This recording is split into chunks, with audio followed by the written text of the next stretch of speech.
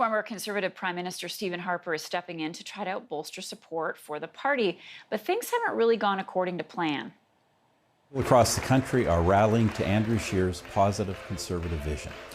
The Conservatives posted a video Thursday of Stephen Harper urging supporters to kick in money to help his successor, Andrew Scheer.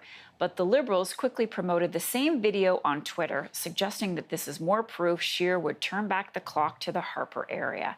Joining me now is Lori Williams. She's a political science professor at Mount Royal University. Good morning, Lori. Good to see you. Good to see you, Marcia. So first of all, why do you think the Conservatives would put Stephen Harper in one of their fundraising ads? Is that a tactic that usually nets the results that a party wants when they're trying to move on? Well, in the sense that Stephen Harper is associated with fiscal responsibility, which is what they want to focus on here, and the fact that he put the lid on social conservatism as controversial within the party, basically shut down any debate about that coming from within the party. They may be hoping that that will lend some help to Andrew Scheer. The problem is it makes Andrew Scheer look as though he isn't capable of winning the election on his own. And it plays right into the campaign slogan of the Liberal Party. They're saying, choose forward. If you vote for Andrew Scheer, it's going back to the Harper Conservatives. And it actually compounds the problem because Stephen Harper himself didn't balance the budget. He actually ran a series of deficits when he was Prime Minister. So it doesn't look like this is helping much at all. It's certainly not going to change the channel, even though that's clearly what the Conservatives want to do. So now the Liberals are using this video to fundraise for their own party. So in the end, was using Stephen Harper a misstep by the Conservatives? Yeah, I think it was in this case. Again, firstly, because Stephen Harper himself ran deficits when he was Prime Minister. Secondly, it plays into the Liberal theme that to vote for Andrew Scheer is to go back rather than forward.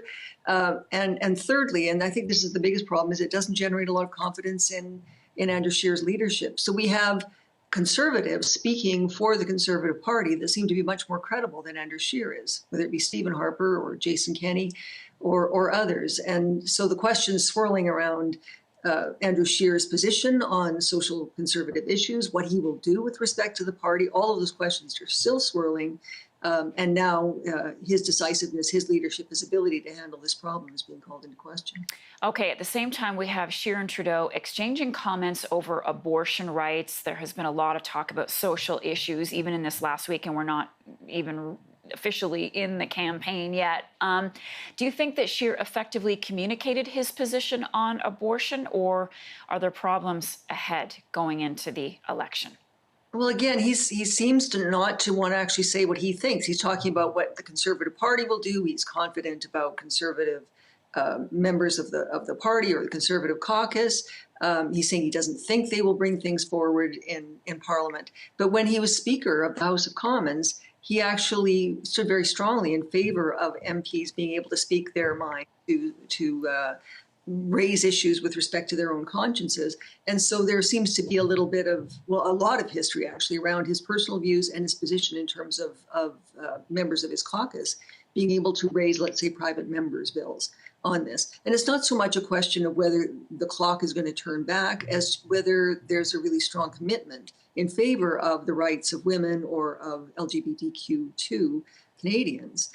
That's, I think, the bigger question here is, will this leader, as Prime Minister, be effective in protecting the rights of vulnerable Canadians? All right, Lori Williams, good to see you. Lori is a political science professor at Mount Royal University.